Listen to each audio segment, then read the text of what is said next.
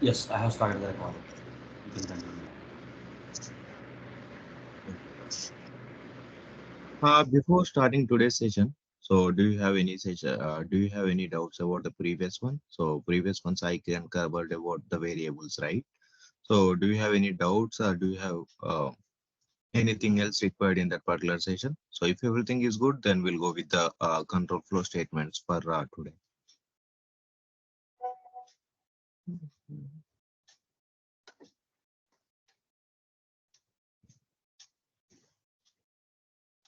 Uh, so is that arguments are not covered, right? Arguments, Uh, variables only covered. sure. Sure thing. Then I'll cover the arguments for 5 minutes today. Then we'll go with the control flow statements. So Yeah, let yeah, me fine, fine. create Thank one you. of the project.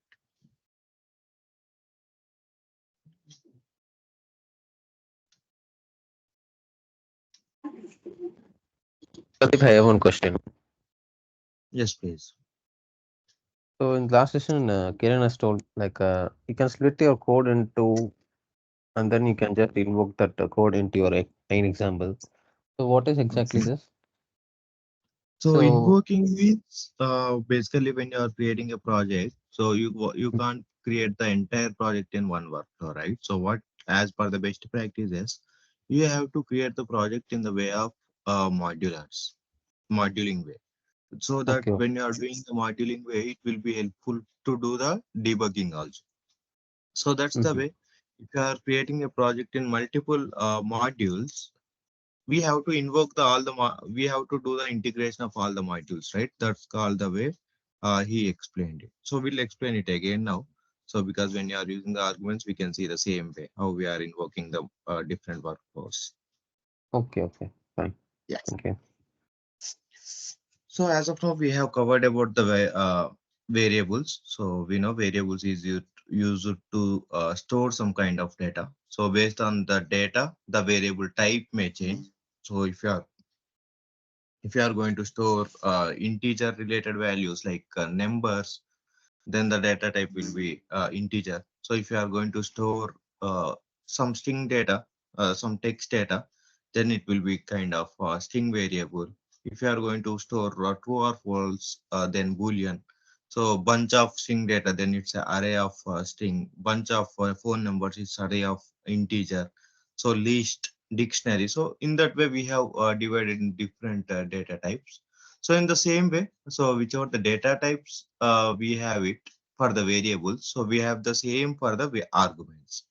Then what's the difference between both? What's the need of variables and arguments? The main difference here is, so if you are going to use the variables, we can use that data in the same workflow. But when you are using the arguments, what it will happen, we can pass the data between the workflows. Workflows means whichever the workflows we are going to create it, we can pass the data into one workflow to another workflow. That's the way we can use the arguments. Let me show you one thing. Let me create one sample project and let me show you.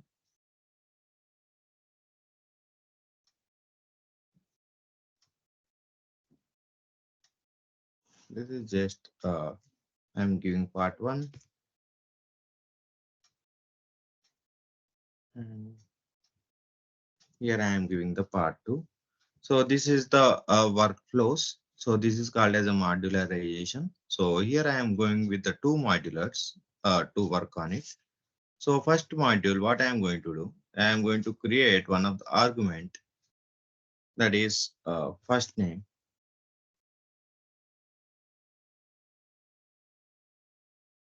and the name is just I am going to give UiPath. Okay.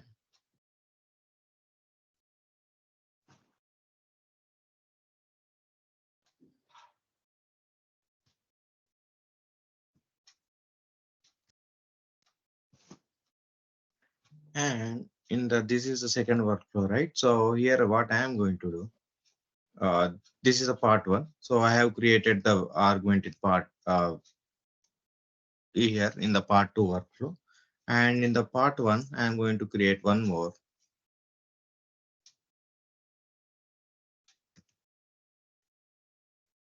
last name,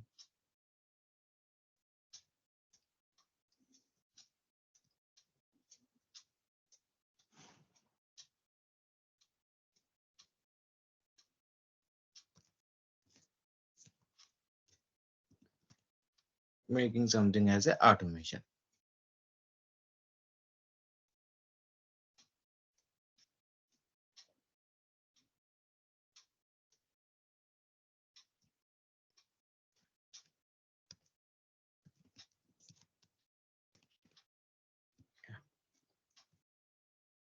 So let me invoke the two workflows here, which we have created.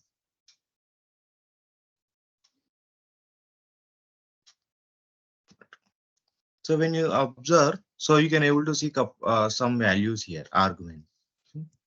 We got the arguments as UiPath and UiPath. So let me create the variable for it. Just I am creating one variable.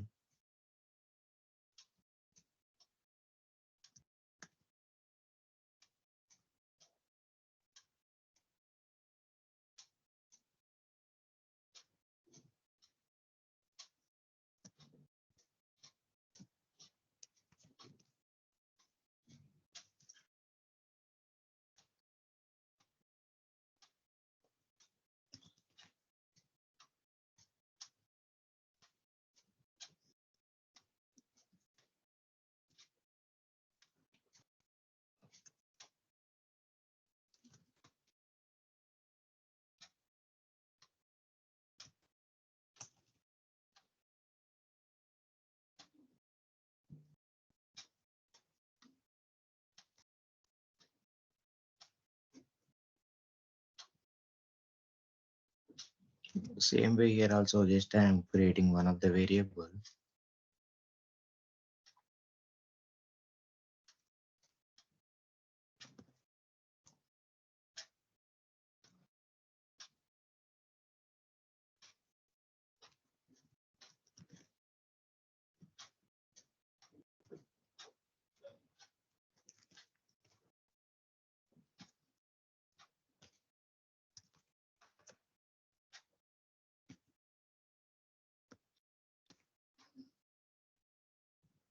So when you observe what I have done, so in the two workflows, in the part one and part two, I have created the variable and argument.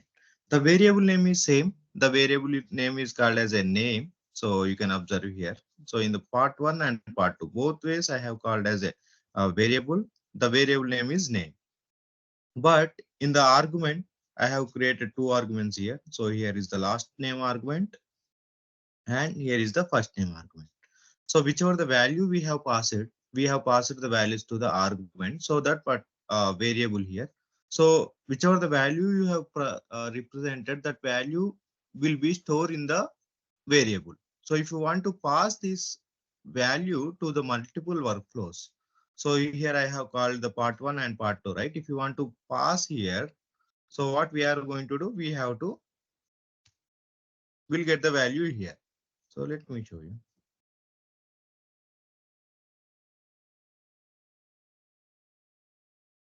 So this is the last name. So for the last name, just I'm going to create one of the variable.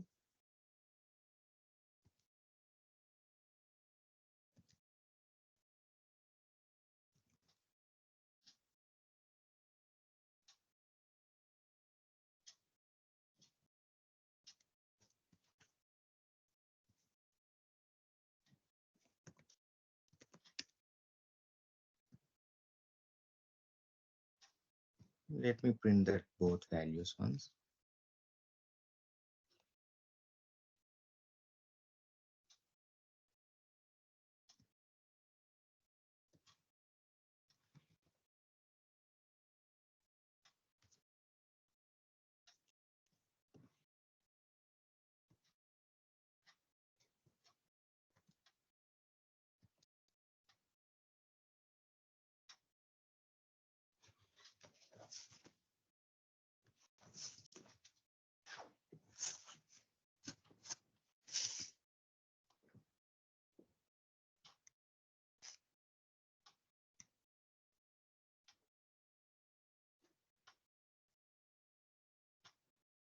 Let me run it.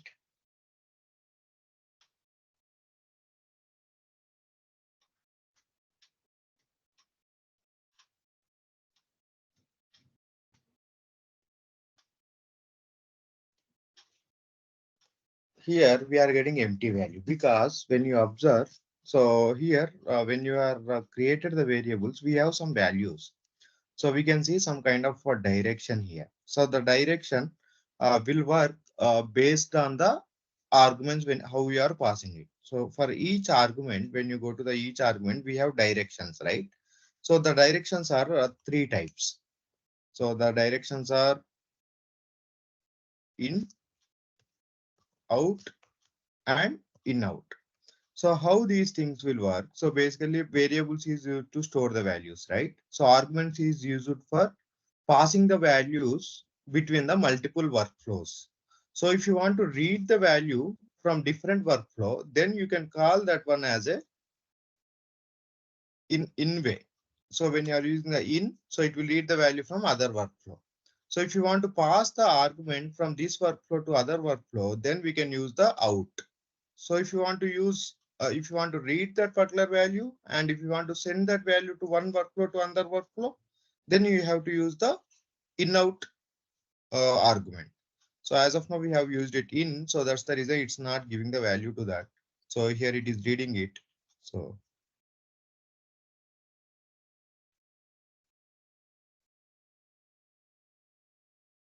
let me make out and let me run it so you can able to understand what.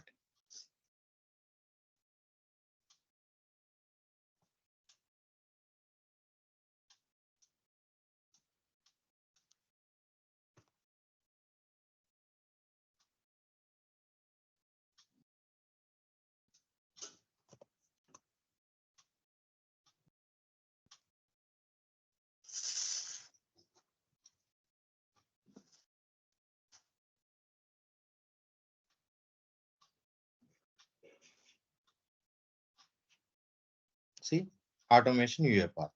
We have given automation in part one workflow. So this is one module and UiPath in part two, but we got both the values in the main workflow. So this is called as an argument. So using the argument, we can pass the values to one workflow to another workflow. Got it? Let me check the chart. So if you have any doubts regarding the argument.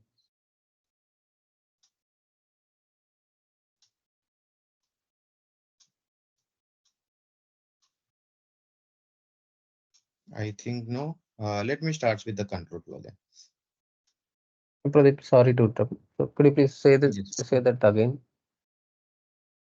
Which one? Arguments? Arguments, yeah. Sure. So variables are used to store the values, right? So whichever the values you are storing it, we have to pass that values to the multiple workflows. So because when you are creating the project, you can't create the project in one workflow. You have to create the project in multiple workflows like this: part one, part two, part three, or something, login screen, navigating screen, uploading screen, downloading screen. So you have to do it in the multiple workflows. But when you are doing it in the multiple workflows, how you can pass the values to one workflow to another workflow? So variables, we know it used to store the data, but how you can pass the values? To pass the values, we have to use the arguments. So our arguments types are three types: in, out, in, out. So if you want to read the data from another workflow, then we have to go with the in. If you want to read that data, and if you want to send the data out from the workflow, we can use out where argument. IO will be do the function of both. It will be in and it will be the out.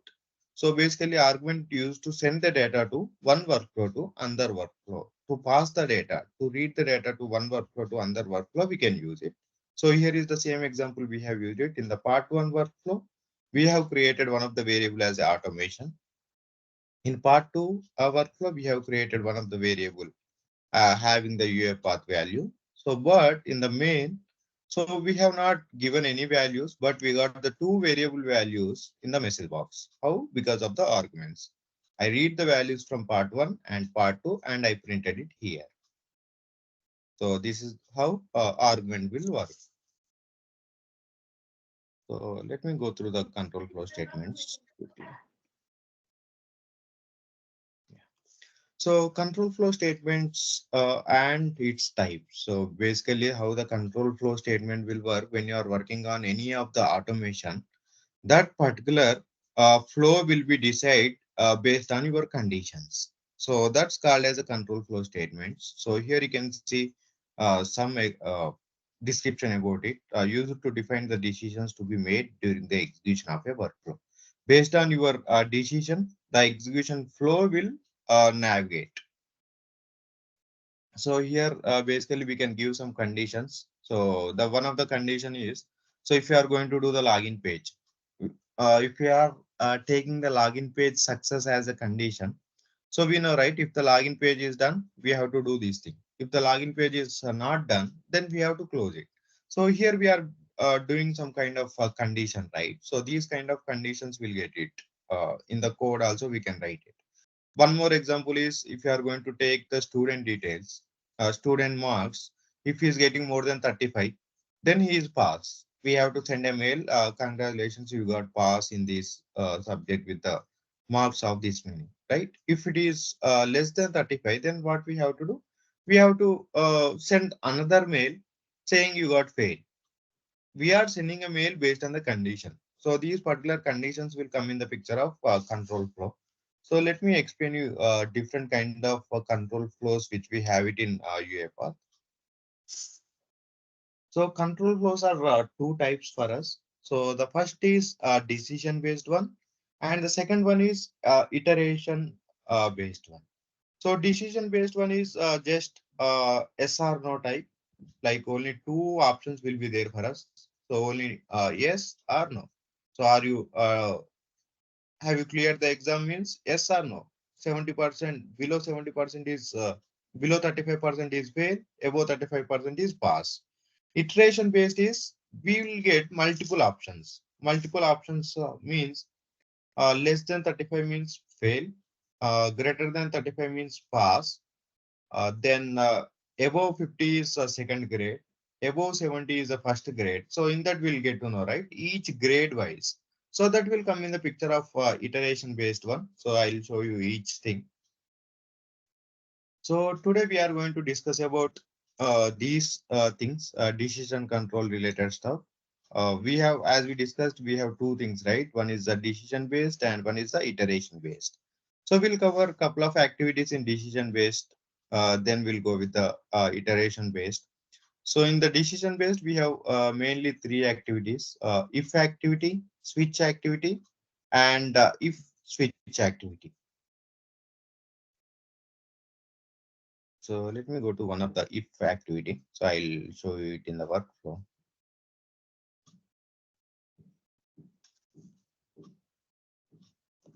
If. So first I'll create one of the variable.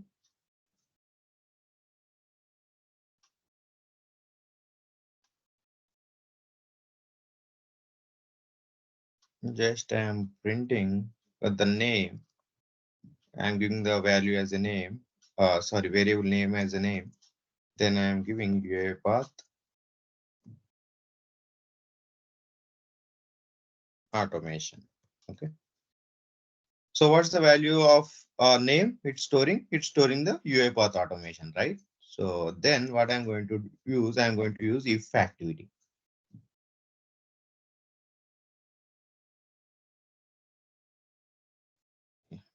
What I wants to know, if the name is having the value of UiPath automation, right? So just I want to check name dot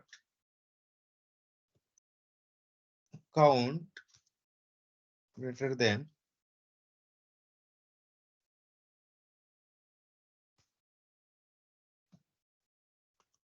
5. So what I'm going to give, name dot count will give the value of that particular variable. So let me print it here.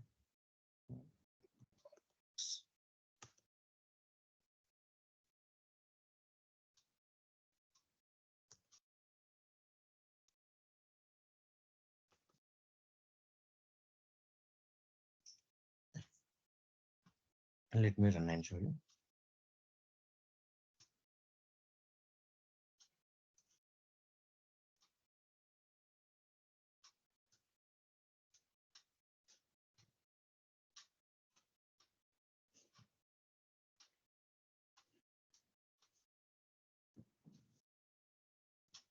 So what's the value we are getting it here? 17. Why we are getting 17? Let me count the digits. What are the characters we have it in the name? 0, 1, 2, 3, 4, 5, 6, 7, 8, 9, 10, 11, 12, 13, 14, 15, 16. We have 17 digits of count. So it will start with the 1 as a U is a 1, I is a 2. So if you count, UiPath automation is having 17 digits, right? So here I got the 17. So what is the condition I made it here? Name count is greater than 5 means we have to write yes, name is having more than 5 digits.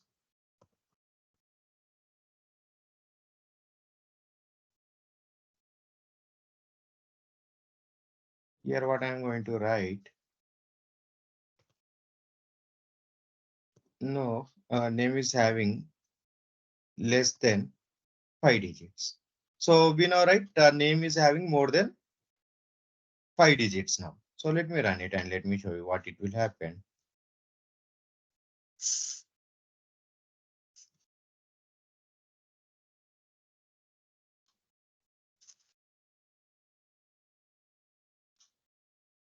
"17. See, yes, name is having more than 5 digits. And the execution got stopped itself. So when you check this, so the workflow is worked in this way. So then assign the box, then it got the condition, then it worked with the then condition. So let me write something. Instead of UiPath automation, I am writing something. I am writing ABC. So then we'll see how that workflow will work.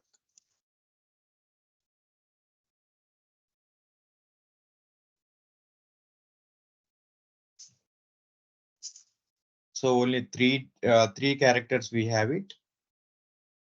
Then the execution in different way. No, not the name is having less than 5 digits. You can observe. So here we have two ways. One is greater than 5 or less than 5.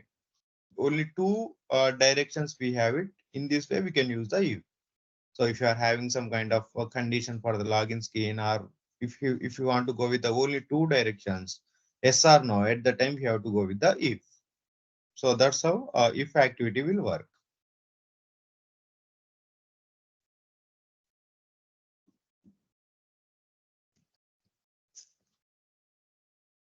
And the next one is switch. So let me show you the switch activity here.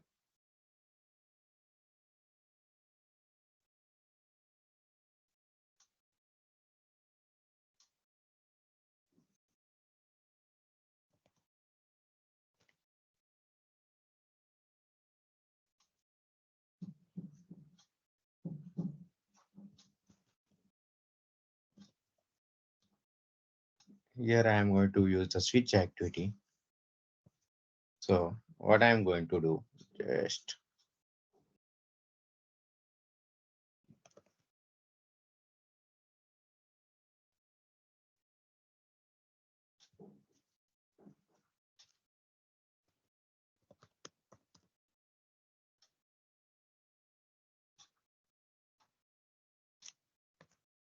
just I am going to take the value from the user.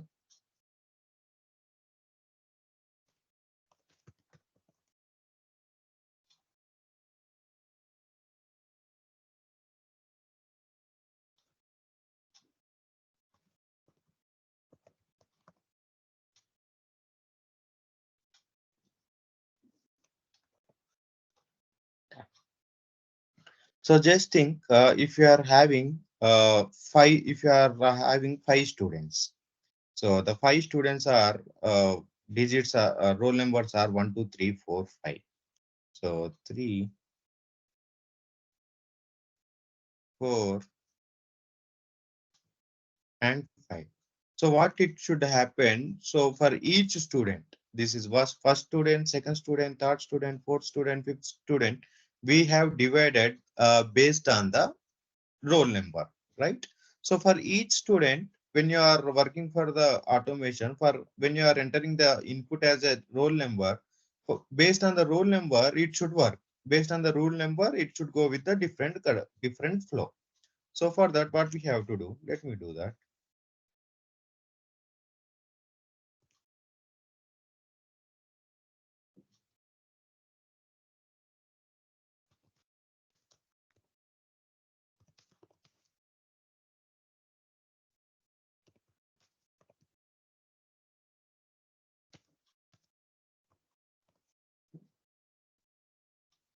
So what I mentioned it here, this is the block for roll number 5 student. Means if you entered as a 5, that particular this particular flow should work. If you enter 4, then this particular flow should work.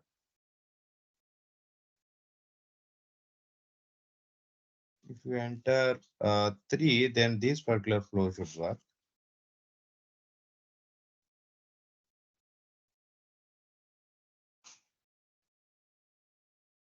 For 2, this should work. For 1, this should work. Okay. So let me run the code.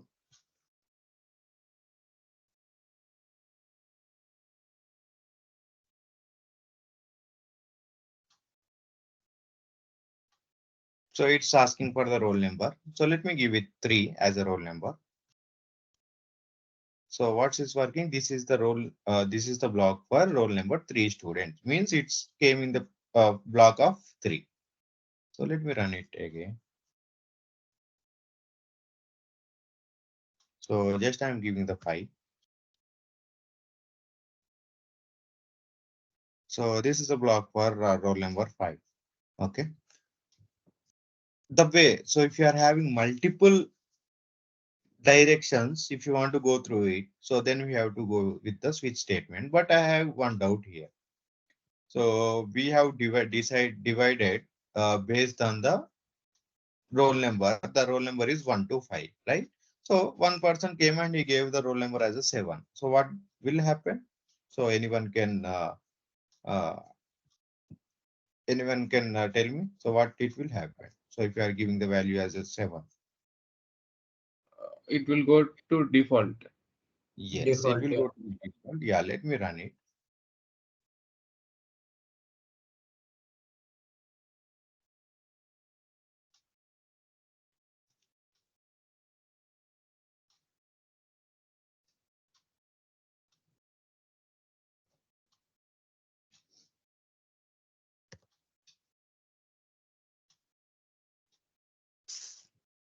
So the execution stopped, but we could not able to see any of the message box here. Why? Because so when you observe in the default, we have not made anything. So whichever the numbers we have 1, 2, 3, 4, 5, we have some different kinds of message boxes are available. But when you see the default, nothing is there. So that's the reason the execution is done. So let me keep one drop down here, one message box. I am giving invalid number, invalid roll number.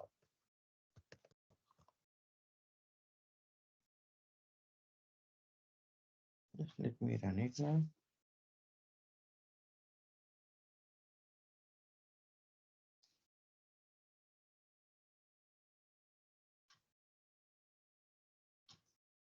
So I am giving 9.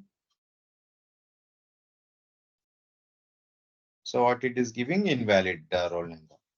So let me run it again. If I give something else, except between 1 to 5, so it will navigate to the invalid itself. So this is how switch statement will work. If you are having multiple directions based on some kind of conditions, then you have to go with the switch statement. So let me go to the PPT again. Yes, we have covered this particular switch. So when you go with the if and switch, what's the differences? Suitable for taking a decision as for the if, because if is having only two ways. Suitable for go with the value. Sorry, suitable for go with the value based on the input. Then we have to go with the switch statement. So in the if we have only then or else, but in the switch statement we have to create the flows like cases based on the ID. So this is how if and switch will work. Any questions?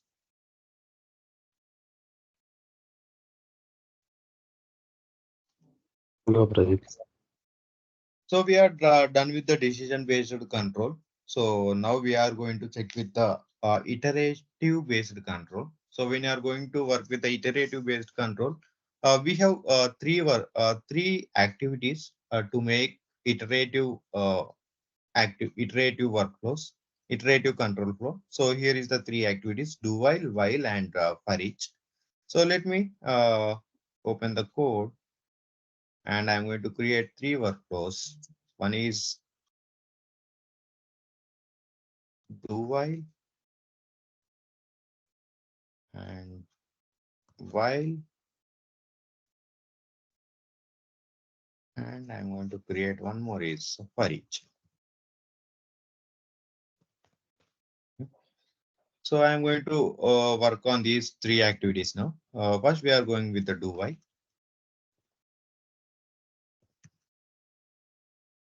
Yeah, here is the do while. And let me open the while also.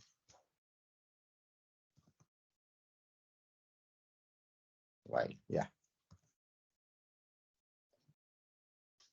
So here, when you see, so this is the looping mechanism, it will work. So whenever you are not met with the condition, so the particular looping will execute. So when you met with the condition, the looping will execute. When you are not met with the condition, the execution will get stopped here. But both will work in the same way. So both will check with the condition. So based on the condition, if you are not meeting the condition, then it will stop. If you are met with the condition, it will do the iterative. But what's the difference between the do while and while here? Can you able to observe anything?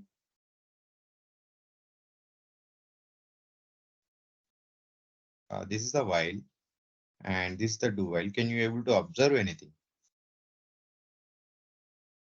So one of the observation is, yes, please. Someone is saying. Yeah, in the do condition, in what we call first it reads the body and then goes to the condition. Yeah. Do it. So in the while, first it will go with the condition, then it will come with the body. Means you can see. So here the body comes first, and then it will comes with the condition. Here the condition comes first, then body will go next. So let me write something and let me explain you how these things will work. So what I'm going to do.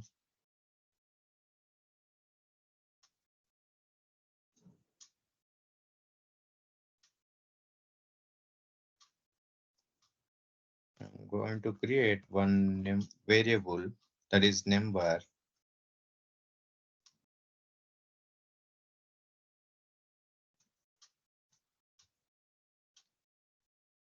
The number is 1.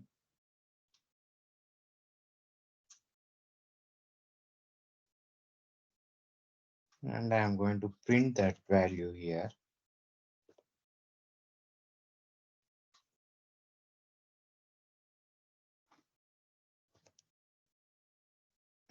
Number. After printing that, what I'm going to do, number equal to number plus 1. What I'm going to write, the condition is number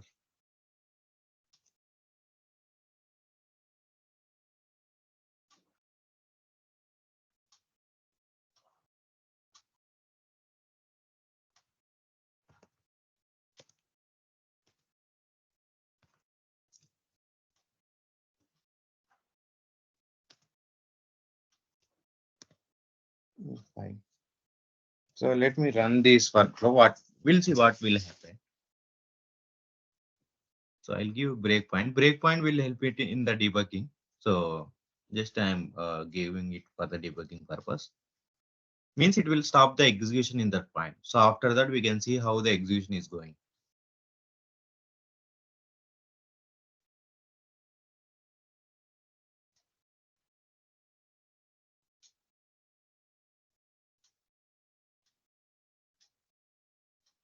So what's happened? The execution stopped here. So then let me check. So the number, we got the value as a 1. Because we gave the number value as a 1, right? So it should print 1. So we got the number value as a 1. So then what's happening? Number equal to number plus 1 means already the number is having 1. 1 plus 1 is 2. So the number will be 2. Then it went to the condition here. So here the number is 2 and this is 5 means this particular condition is true. That's the why the condition is true. That's why the body is executing again.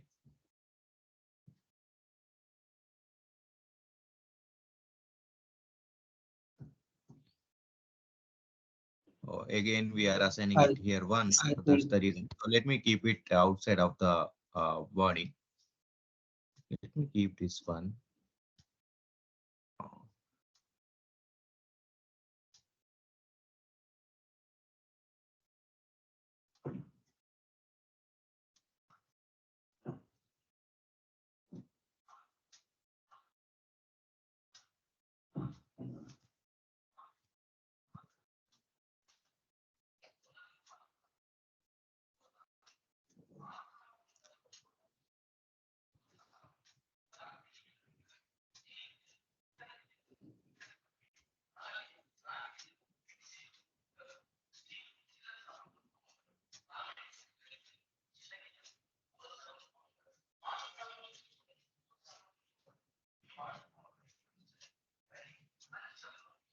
Yeah, let me run it.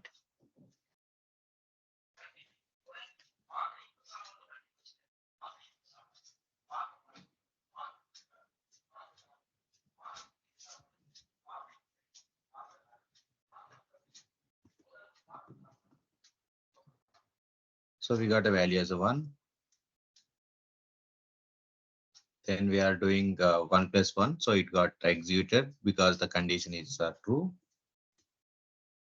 Then the number is 2 now because number plus 1 we have done it. So again, it's checking for the condition. So we got 3, 4. Then the execution stop because number is 5 greater than equal less than equal to 5. The condition is false, right? So that's the reason the execution got stopped here itself. So if you want to keep equal to, then it will work for 5 also.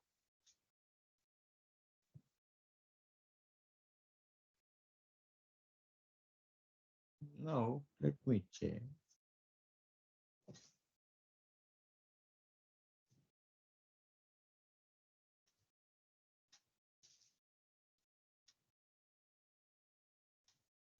One, 2, 3, 4, 5.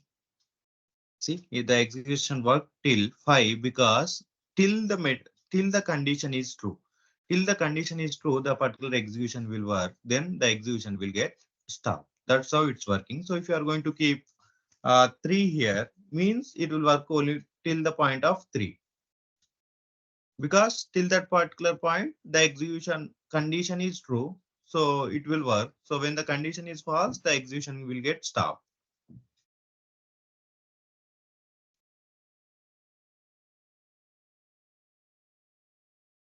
See, that's how it will work. This is the way we'll work with the do while. So when you are going with the while, so when you come with the do while, the body got executed first, right? So let me show you in the while. So I'm going to give the same condition here. Number.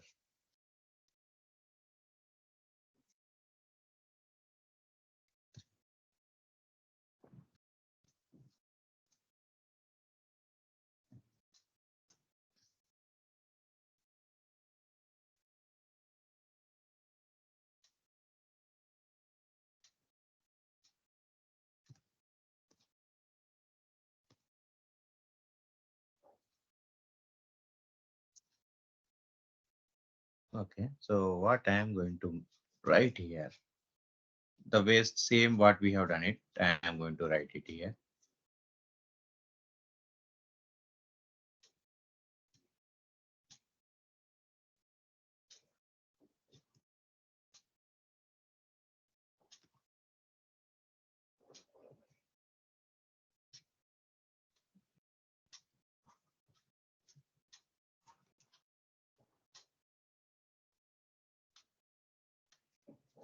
Okay.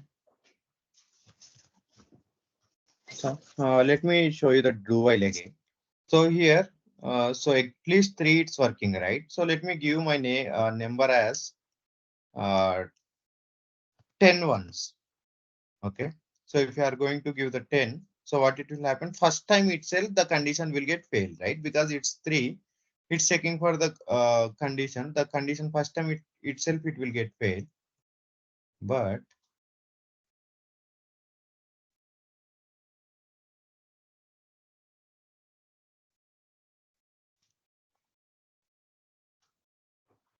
see, it will get failed in the first time, but at least it is going to the body at once.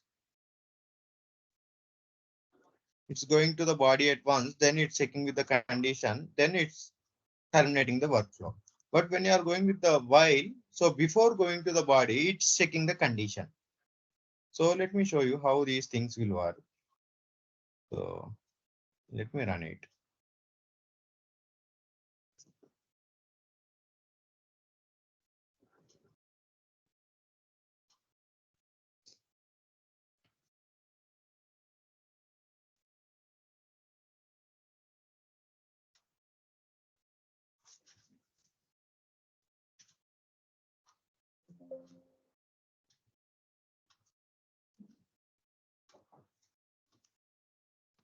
So 1,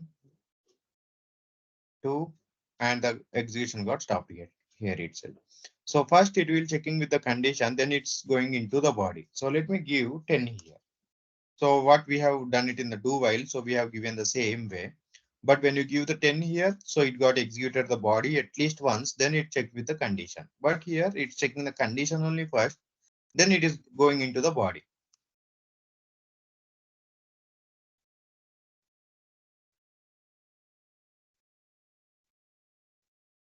So here what happened, the execution is done without going inside the body because it got failed in the condition here itself. So that's the reason it could not able to navigate into the body. So that's how it will work. So the basic difference is for the do while, it will go to the body first, then it will check with the condition. For the while, it will go with the condition, then it will go with the body.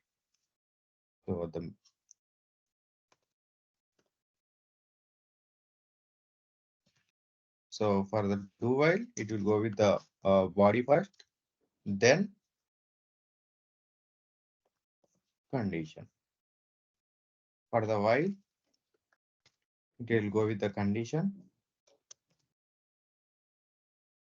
then body. So here, when you are working with the do while, at least once the body will execute.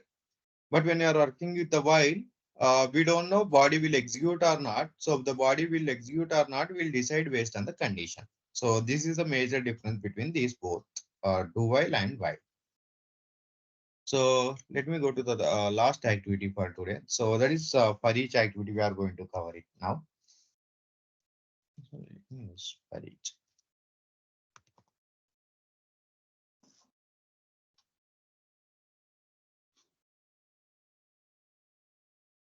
Yes. So for each, let me create one of the variable.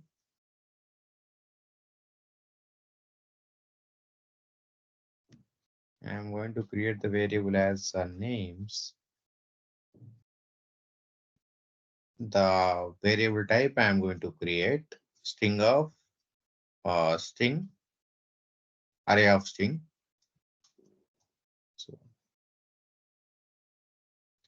So now I'll assign some values to it.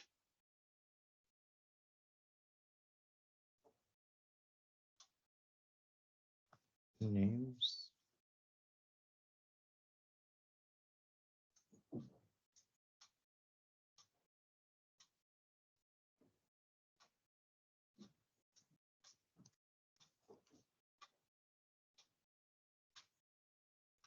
So I'll give some values to it.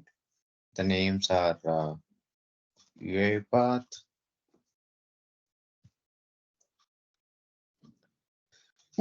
sorry, Automation Anywhere,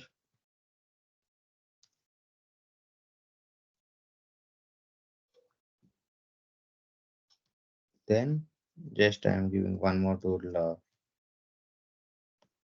Blue Prism, and let me give something Pega.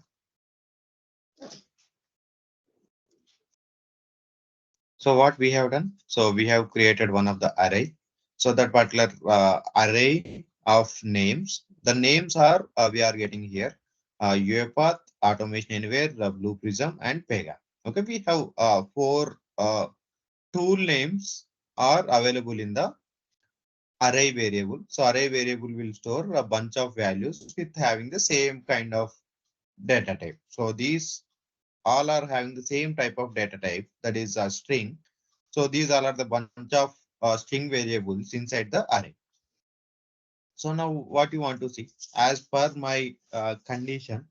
So if the tool name is UiPath, then only I need to process the workflow. If the tool name is something else, then I need to ignore it. So how you can do that? So here is the for each, as we have seen the iterative decision. So to work on it, so we can use the for each activity. So let me write the names. So means we are passing all the names here. So one by one name will come. So then let me print. Let me use one of the message box here.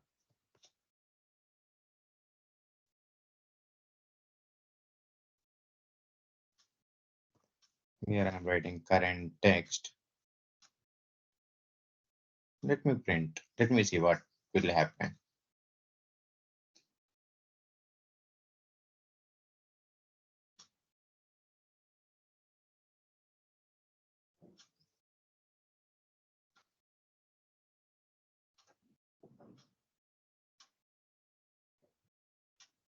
So we got first one as a UiPath because it's iterating for eaching is here it is reading the each value from the array. UiPath we got it. Then Automation Anywhere we got it. Then Blue Prism we got it. Then Pega we got it. So it's done. So what's the use of for each? It is reading the values from the array. So it's going to print with the each variable, each value from the array. So as per our condition, if it is only UiPath, then we need to proceed, right? If it is not UiPath, we no need of proceed the workflow. So for that, what we have to do, we have to use the if condition inside the for each. So I'm going to keep if statement. Then what I'm going to write it here. So current text, in the current text, we are getting all the values, right? UiPath, we are getting it. And Automation Anywhere, Blue Prism, Pega, we are getting everything. So what I'm going to write, current text dot contains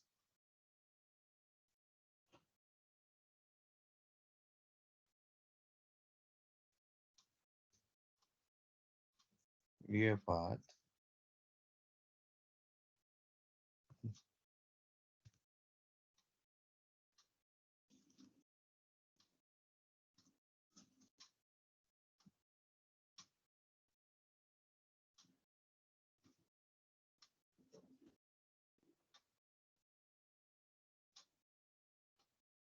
so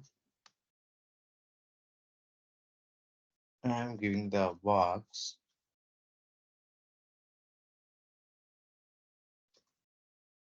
please execute. So if you are having the name as a UiPath, then please execute. So if you are not getting the current text value as a UiPath, then what I'm going to do? I'm going to use please terminate. Please terminate. So here what I'm going to showcase, which are the value we are getting it. Just I want to see.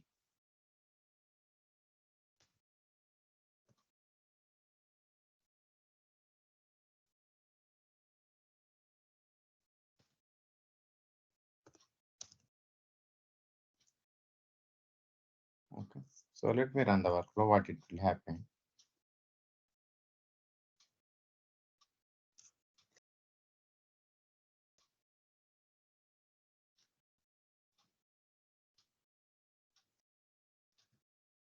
So please execute for UiPath. Then let me click on OK. Please terminate for automation anywhere. Please terminate for Blue Prism. Please terminate for Pega.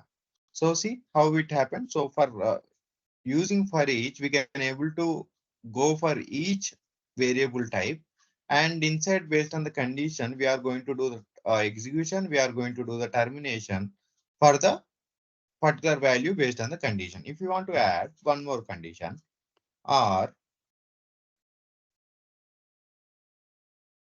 do the same for Pega also. Let me run what it will. Let me run and show you what it will happen.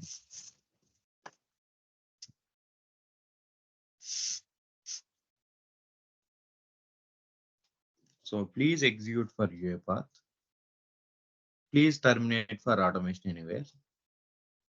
Please terminate for Blue Prism. Again, please execute for Pega because we made a condition here. So current text dot contains UiPath or current text dot contains Pega. So that's how it's working. So I can give one more. If you want to go with the other conditions, we can go with the other conditions also. Current text dot count greater than count is greater than 10. So then only we have to go with it.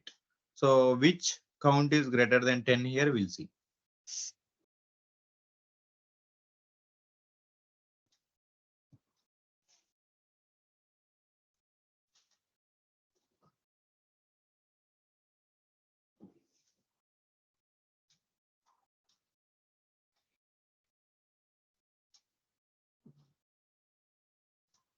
So please terminate UiPath because UiPath is having only 6 digits, 6 characters. Please execute for automation anywhere because it's having more than 10 characters. Please terminate for Blue Prism because it's having only 9. And for please terminate for Pega because it's having only 4. So we can do the conditions based on the iterative workflows. In the iterative, we can go with the 3 activities. One is the do while, and for each. In the condition based one, we can go with the if and switch. So any doubts regarding these activities, or we'll wind up the session for today.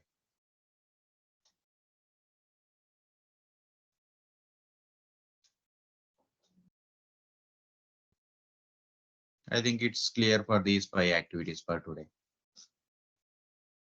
We have covered 5 activities. So one is if, switch, do while, and for each. So if and switch will come under the based on the decision-based activities in the control flow, and do while for each will come in the based on the iterative based. I hope everyone is good for today.